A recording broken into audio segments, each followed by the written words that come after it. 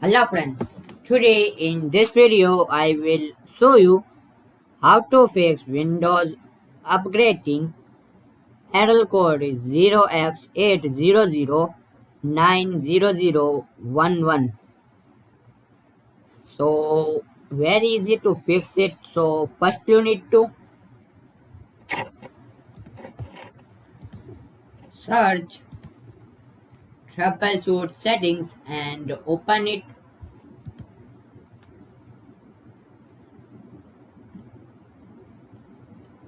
Other troubleshoots, just click on it,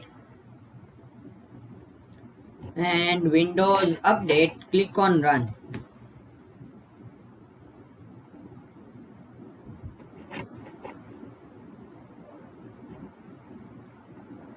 If this process will be complete, so close it.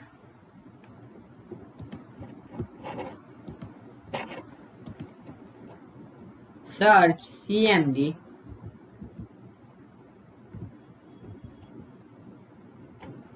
Run as administrator, click on it. It asks permission, so click on yes. Now